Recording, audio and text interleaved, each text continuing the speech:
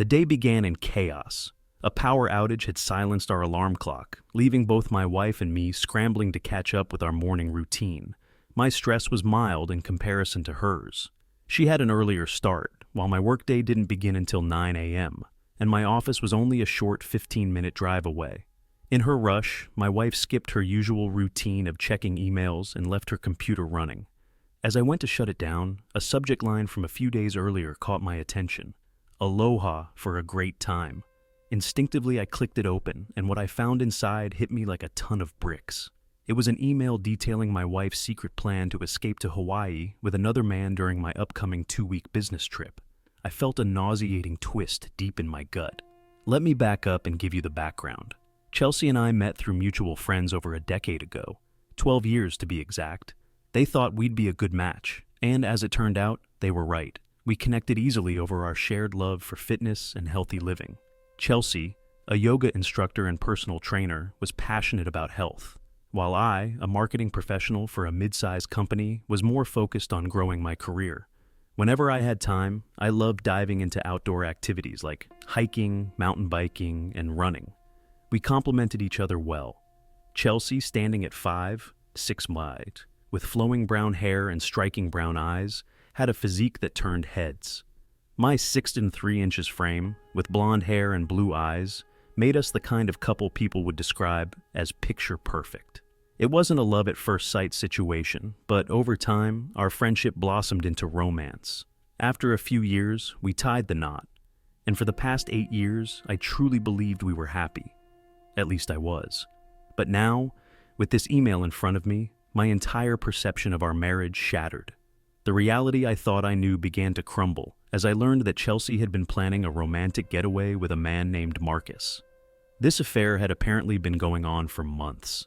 She had everything plotted out, knowing full well that I'd be away on a crucial business trip, an opportunity that could lead to a promotion and a significant salary bump. But all of that faded into insignificance as I read those damning emails. Career success no longer mattered. What I needed now was answers. Who was this Marcus? And why had Chelsea done this to me? I began digging through her inbox, looking for anything that might explain how long this affair had been going on or why she'd strayed. Luckily for me, she wasn't exactly tech-savvy, and I quickly found a folder labeled Trips containing all her exchanges with Marcus. The more I uncovered, the more I realized this affair had been unfolding over the past 6 months. But why? Our life had always seemed so good, so full of laughter, shared interests, and contentment. What had driven her to betray me like this? I felt a storm of emotion swirling inside me, from shock to confusion to simmering anger. Before heading to work, I copied the emails onto a thumb drive. I needed time to process everything and figure out who Marcus was. What I really needed, though, was to understand why this had happened. As I shut down her computer and left for work, my mind raced with thoughts of Chelsea and this stranger, Marcus. The initial shock gave way to an overwhelming sense of rage, fueling a burning desire for revenge. I'd never been the type to seek retribution or act out of anger, but this betrayal had ripped through me like nothing I'd ever experienced. Part of me was tempted to confront Chelsea immediately, to demand answers, but I resisted. Instead, I set my sights on learning everything I could about Marcus. My anger began to morph into a calculated plan, one where I'd publicly expose their affair, making sure the fallout would be as humiliating as possible. I had 6 weeks before they would embark on their little romantic getaway, and I intended to make every one of those weeks count. When I arrived at work, I closed my office door and let my mind race. My goal wasn't just to find out more about Marcus. I needed every intricate detail of their planned trip. Slowly, a bold idea started to form. A plan to sabotage their getaway before it even started, revealing their affair in a way that would leave Chelsea unable to lie her way out of it. It was a risky strategy, but the thought of her facing the full weight of her betrayal pushed me forward. Throughout the day, I somehow managed to get some work done, though my mind was consumed by the unfolding plan. As the clock ticked closer to quitting time, I stayed behind, meticulously plotting the steps I needed to take and weighing the potential risks. If things went sideways, or if my role in this got exposed, I knew jail time could be in my future. Still, I was ready to take that risk in the name of justice. To get more information about Marcus, I knew I needed access to Chelsea's email and computer. At first, I considered using software to crack her passwords, but I quickly realized the dangers of leaving any digital footprints behind. If an investigation ever arose, I couldn't afford to have any traces leading back to me. So, I decided to gather the intel in a way that would be impossible to trace. Over the next few days, I began taking calculated precautions. I purchased several disposable cell phones, driving miles out of town and paying in cash to ensure anonymity. I also bought a small laptop, which I planned to use in public spaces with free Wi-Fi, keeping my actions disconnected from home or work. In addition, I acquired wireless cameras and tiny bugs, which I planned to plant discreetly around the house to capture any incriminating conversations between Chelsea and Marcus. The mere thought of them together made me sick, but I knew this step was vital if I was to gather the evidence needed for my plan to work. As the days passed, I forced myself to act normal around Chelsea, hiding any signs that I was aware of her affair. It wasn't easy, but eventually I found a rhythm. Smiling at her while she went about her day became almost routine, even as my mind seethed with resentment. Maybe I missed my true calling as an actor. During this time, I made sure every move I made was untraceable. Using one of the disposable phones, I reached out to an old friend. The first person I called was Will, an old college buddy I hadn't spoken to in over 14 years. "Will, it's Adrian. How have you been, man?" At first, he didn't seem to remember me, but after I jogged his memory with stories from our college days, he came around. "Adrian? Man, those were some good times. What's going on with you?" After a brief catch-up, I cautiously introduced the real reason for my call. "Listen, I need your help with something, but it's not the kind of thing I want to discuss over the phone. Can we meet for lunch soon?" There was a pause before Will replied, "Yeah, sure, I can do that." We made plans to meet in a few days at a restaurant far from my office, but close to his. I knew I was running out of time and options, and I hoped Will could help with what I had in mind. Meanwhile, I set up the cameras and bugs around our home, focusing on the bedroom and living room, where I guessed they'd be most likely to talk, or worse. For the first week, I found nothing. Chelsea didn't bring Marcus to the house, and I began to wonder if they were meeting somewhere else. But during the second week, my suspicions were confirmed. I watched in horror as Chelsea and Marcus spent more than 2 hours together in our home. It was painful to see, but I forced myself to endure it, hoping they'd slip and reveal some useful information. Unfortunately, that first visit gave me little to work with. Then, the next week, they returned. This time, it wasn't just a romantic rendezvous. They were discussing their upcoming trip. Finally, I had what I needed: the flight number and departure time. As I listened to Chelsea's excited voice, my anger intensified. Every word she spoke, every laugh she shared with him, fueled a rage unlike anything I'd ever felt. For a brief moment, dark thoughts crossed my mind, thoughts of violence. But I quickly dismissed them. No, I didn't want fleeting revenge. I wanted something that would last, a punishment that would haunt them for the rest of their lives. In my mind, I began to craft a different kind of retribution. I envisioned a future where I'd confront Chelsea, decades from now, on her deathbed.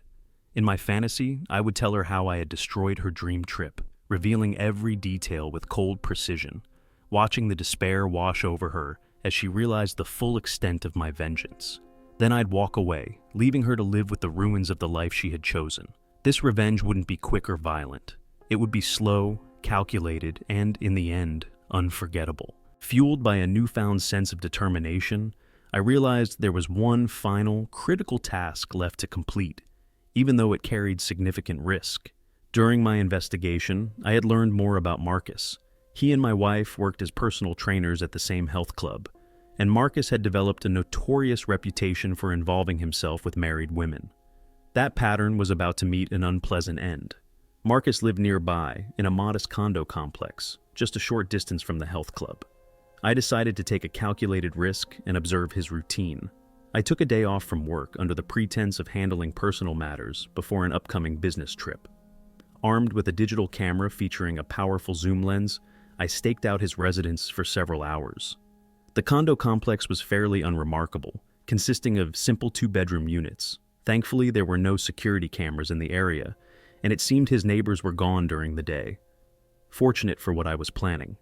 Anxiety gnawed at me as I prepared to meet Will.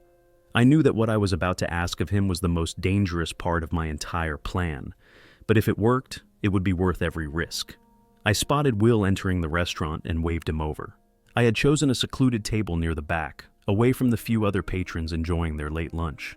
"Long time no see, man," Will greeted me as he approached, his appearance haggard. He looked like a survivor from The Walking Dead. "What's the occasion?" We exchanged small talk, reminiscing about our wild college days, but I knew time was of the essence. Will, once the life of every party, now looked weathered beyond his years, likely the result of those same parties. After a few minutes of banter, I cut to the chase. "Will, I need your help," I said, sliding him a list of items. "I'm hosting a private event, and I was hoping you or someone you know could help me get these party favors. I'll make sure you're compensated." He looked at the list, initially surprised, but then a grin spread across his face. "Sure thing, man. Sounds like quite a party. Think I could get an invite?" Relieved, I nodded. "Absolutely. Just get me what's on the list, and you'll have all the details." "Cool, but I'll need some upfront cash," Will replied, glancing at the envelope I'd brought. I handed it to him. A few $1,000s. "Will this cover it?" "More than enough," he said, pocketing the money. "When do you need it by?" I gave him a deadline and stressed the importance of timing. After exchanging contact details, we parted ways. My plan was underway. With only 2 weeks left before my business trip, time was critical. My wife and her lover were planning to leave the day after I departed, giving me just enough time to execute my plan. I met Will again, and he provided exactly what I had requested. Now, all that remained was to strategically place these items where they would be found, but not too soon. 3 days before I was set to leave, I came home early to find my wife's suitcase already packed for her secret getaway. Carefully, I slipped a few surprises into her luggage, hidden so well that even unpacking and repacking wouldn't reveal them. But she wasn't the one I was targeting. Those surprises were meant for someone else. Next came the most dangerous part, breaking into Marcus's condo. While I knew his work schedule, my lack of experience in this area made me nervous. Armed with a lockpick set and a guide I found online, I had practiced on different locks around my house and at work, gaining enough skill to feel confident. Early one afternoon, I told my boss I needed an extended lunch break and made my way to Marcus's place. Standing outside his condo, I took a deep breath and got to work on the lock. To my surprise, I managed to open the door in just over a minute. Time was of the essence. Wearing latex gloves, I moved swiftly through his condo, heading straight for the bedroom. I found his packed suitcase, ready for the trip, and just like I did with my wife's, I added a few gifts that would certainly make their vacation unforgettable. From there, I went to the kitchen, where I located a can of coffee. Smiling to myself, I emptied it into a bowl and slipped a few packets of my own into the mixture before returning it to its original spot. Satisfied that everything was perfectly in place, I left his condo, confident that my final task had been successfully completed.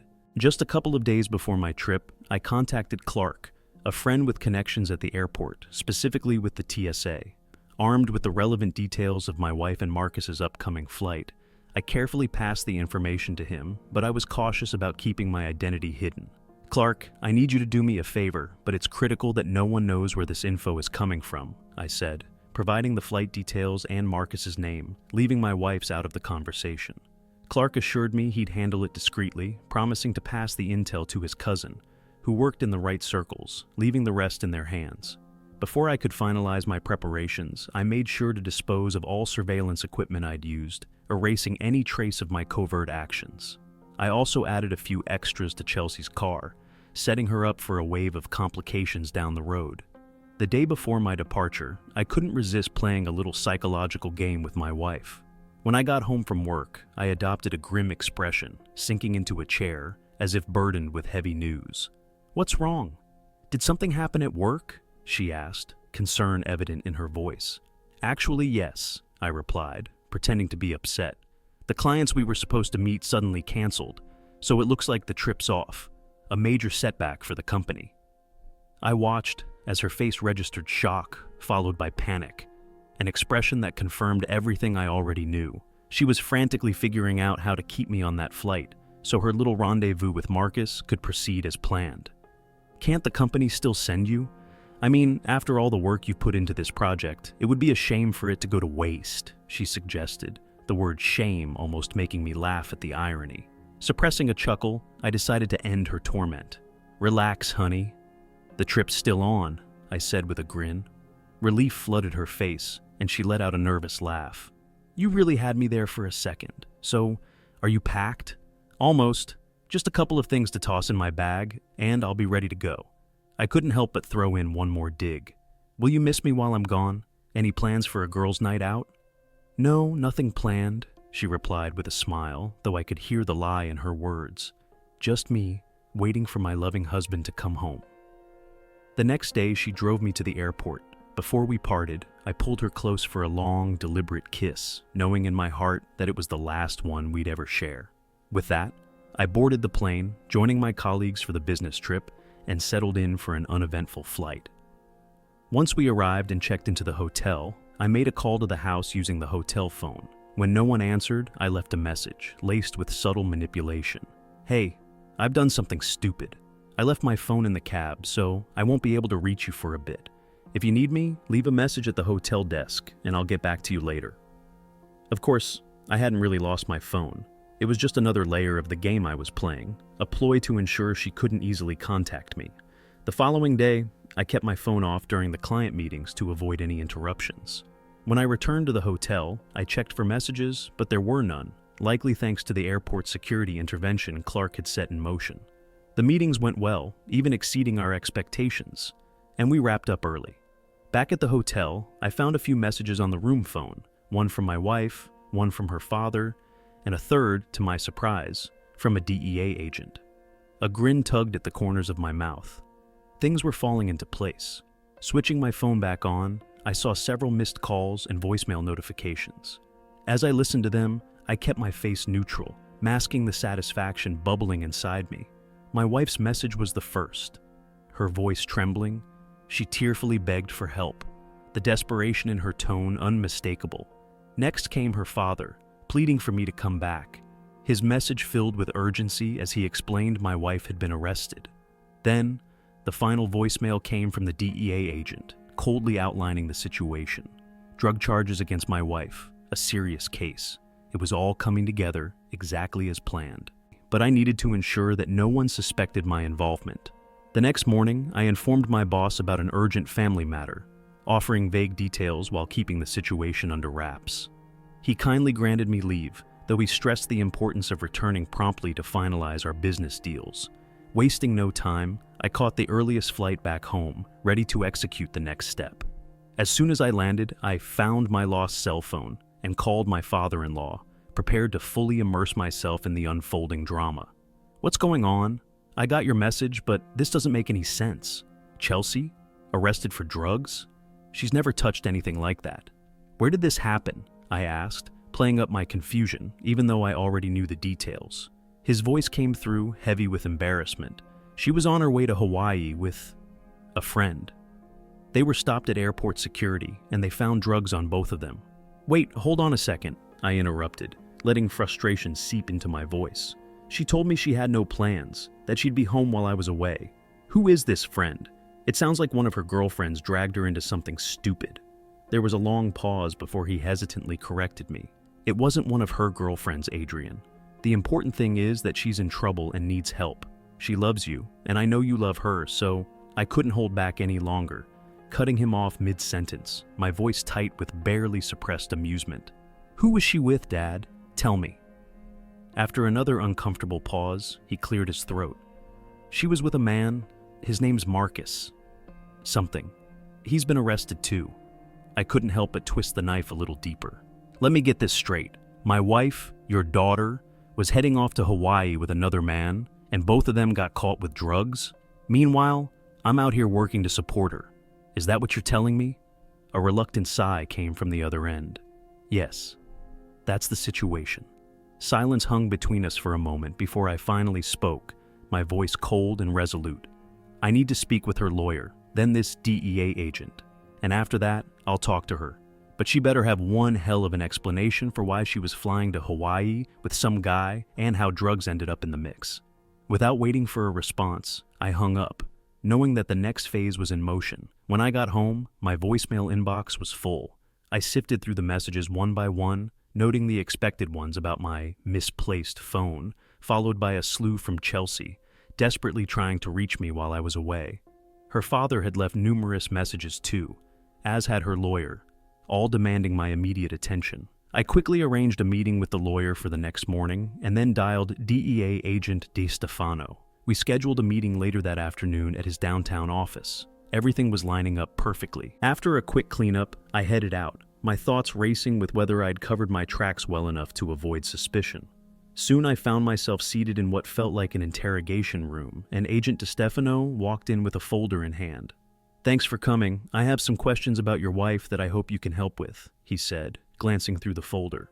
"I can tell you right now, my wife has never been involved with drugs," I replied, injecting some frustration into my voice. "She's a yoga instructor. It doesn't make any sense." But DeStefano wasn't fazed. "People make bad decisions for all kinds of reasons," he said calmly, eyes still on the folder. "Were you aware of her plans to go to Hawaii with this guy, Marcus? He's claiming they were headed on a romantic trip. Did you know about the affair or the drugs?" I took a breath, keeping my response measured. "I didn't know any of this until I spoke to her father today. It's hard to believe. Chelsea must have been manipulated. She's not that kind of person."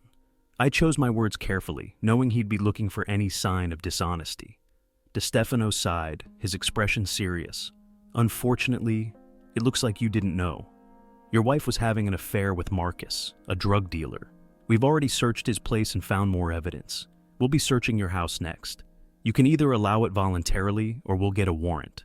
Though I was sure her lawyer wouldn't have recommended it, I agreed to the search. It seemed like the best move to show I wasn't hiding anything. Soon after, DEA and FBI agents were in my home, combing through every room. They seized a few items, including pill bottles from the bathroom, but nothing major. I felt a sense of relief as they left, having not found anything that could link back to me. The following day I met with Chelsea's lawyer, explaining my meeting with DeStefano and the search. The lawyer was far from pleased. "You need to contact me first before speaking to law enforcement again. Do not answer any more questions without me present," he instructed firmly, and I agreed. But my patience was wearing thin. "I need to know what's going on. My wife was about to board a plane to Hawaii with another man, and now she's in this mess. If you expect me to help, I need the full story." His reply was careful. "You know I can't discuss her case with you. Attorney-client privilege applies." I clenched my jaw, frustrated by his evasiveness. "I need answers," I said firmly, but he didn't offer more. I knew I'd hit a wall, but it was just another step in my carefully crafted plan. With a heavy sigh, I abruptly exited the lawyer's office. Later that day, I visited the jail where Chelsea was being held. The room was a crowded space, with inmates scattered around metal tables bolted to the floor, meeting with family members or lawyers. When Chelsea entered, wearing an orange prison jumpsuit, she looked nothing like the woman I once knew.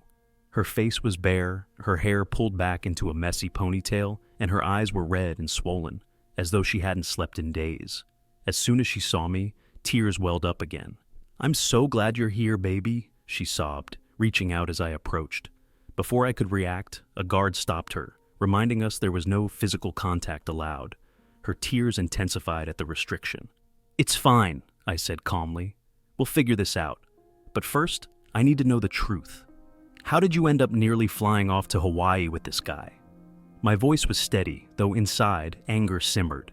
Chelsea couldn't hold back her sobs. "Adrian, I'm so sorry. I don't know what I was thinking. I'm so sorry." "So, it's true?" I asked, my tone flat. "You were having an affair with this Marcus guy, a drug dealer no less? Weren't you happy with me? Didn't you love me? How could you get mixed up in something so insane? An affair and drugs?" She had no response, just more tears. "Please," she choked out, her voice trembling with desperation. "Please believe me when I say I've always loved you." I looked at her, silent for a long moment. Then I shook my head. "Maybe I could have considered forgiveness, but you broke my heart into pieces. There's no forgiveness left for you." My voice grew cold. "When I leave here, I'm calling a divorce lawyer. The locks on the house will be changed, and your things will be sent to your parents. You're no longer a part of my life, Chelsea, and don't expect me to help in court. I won't be a character witness in your favor." Despite her cries and pleas, I turned and walked away, leaving her behind. After leaving the jail, I wasted no time. I went straight home and began packing up Chelsea's things. By the next day, I had arranged for all the locks to be changed, making sure she wouldn't be able to return. I even set up a meeting with a security company to install a new top-tier system. Within a few days, her belongings were packed up and ready to be delivered to her parents' house. Despite her constant attempts to contact me, I ignored every call. As far as I was concerned, Chelsea was dead to me. Once my home life was secured, I returned to work. And to my satisfaction, we landed the major clients we had been working toward. Shortly after, I was promoted, along with a hefty pay raise. The divorce was surprisingly straightforward. We agreed on a 50-50 split of our assets, with no alimony, and Chelsea was responsible for her legal fees tied to the drug charges. She kept trying to reach out, but I kept my distance, uninterested in hearing anything she had to say. In court, the evidence against Chelsea was overwhelming. Her lawyer advised her to take a plea deal for a reduced sentence, which she reluctantly accepted. Marcus fought hard to clear his name, but in the end, he was sentenced to 15 years in prison. Chelsea received 5 years, marking the final chapter of our broken relationship. On the day of her sentencing, Chelsea requested to see me one last time before heading to prison. Despite my better judgment, I agreed, meeting her at her lawyer's office just an hour before her court appearance. Her face was puffy from crying, and her voice trembled as she spoke. "Adrian," she began, barely holding herself together, "Marcus meant nothing to me. It was always you. I've always loved you. I'm so sorry for everything. Hurting you was never what I wanted. I hope one day you'll find it in your heart to forgive me." Her words, laced with emotion, hit me harder than I expected. "Chelsea, I need to understand something," I began, my voice heavy with disappointment. "Why? Was it boredom? Did I fail to satisfy you in bed? Or was it the allure of doing something forbidden? What drove you to destroy our marriage like this?" She hesitated, clearly struggling to find the right words. "I honestly don't know," she finally admitted. "Maybe it was the thrill of doing something wrong, but I've always loved you." "Clearly your love wasn't enough to stop you from betraying me," I said, the weight of disillusionment thick in my tone. "I hope this is the last time I have to confront you, and I never want to see or hear from you again. Use your time in prison to reflect on the consequences of seeking excitement at the cost of everything we had. I imagine you'll find plenty of excitement behind bars, especially once the other inmates get a good look at you." My words were bitter, and I could see the fear flicker in her tear-filled eyes. In the years that followed, my life took a much different path. The company grew rapidly and I moved up the ranks, eventually landing a VP position. When the opportunity arose to lead the New York office, I jumped at the chance. It was the perfect way to close the chapter on my old life. I sold the house and moved to Manhattan, settling into a comfortable apartment. Though Chelsea occasionally tried to reach out, usually through letters, I always returned them unopened. I was done with that part of my life. 7 years passed, and life in New York was good. I stayed single, enjoying brief relationships without any desire to settle down. One day, while at my office, I received a call from the lobby. A woman named Chelsea was there, requesting to see me. "Send her up," I told my assistant Naomi, while discreetly arranging for security to stand by. I also handed Naomi a note, instructing her to call me shortly after Chelsea arrived. When Chelsea entered my office, I barely recognized her. The years had not been kind. Her face, once radiant, now bore lines of weariness, and her clothing, though still elegant, seemed out of place, like she was clinging to a past long gone. I regarded her coolly, without a trace of emotion. "What do you want, Chelsea?" I asked, cutting straight to the point. "Adrian, I need to explain," she began, her voice cracking. "I didn't know anything about the drugs. Marcus must have planted them without me knowing. You have to believe me. I'm not involved in drugs." I shook my head. "Chelsea, you destroyed our marriage for a cheap affair. You lied to me then, and now you want me to believe you're innocent? Why should I trust you?" "You don't understand," she pleaded, her voice breaking. "I still love you. I want us to be together again." Before she could continue, the phone rang. I hit the speaker button. "Yes, Naomi?" I said. "Brooke called to confirm that you should get 4 tickets for the opening event. Her parents are coming to town and would like to meet you," Naomi informed me. "Thank you, Naomi. Please order the tickets and send her mother a dozen roses as well." I turned back to Chelsea. "You were saying?" Chelsea's eyes brimmed with tears. "Who's Brooke?" "Someone I've been seeing," I replied dismissively. "But that's not why you're here, is it?" I still love you, she whispered, her voice trembling with emotion. I appreciate the sentiment, I replied coldly. But let me be clear. I don't have any feelings for you anymore. That ended the day I found out about your betrayal. Whatever love I had for you is gone. Adrian, please, she begged. I had nothing to do with the drugs. Marcus set me up. You have to believe me. I slammed my hand on the desk, cutting her off. Chelsea, stop. You cheated on me and you're still lying. I don't believe you. I don't want to hear another excuse. Now it's time for you to go. Security is waiting outside, and they'll make sure you don't come back. Do you understand? Tears streamed down her face as she nodded silently. I escorted her to the door, where the guards were waiting to lead her out. Once she was gone, Naomi entered the room. What was that all about? She asked. Just saying goodbye and wishing her a good time.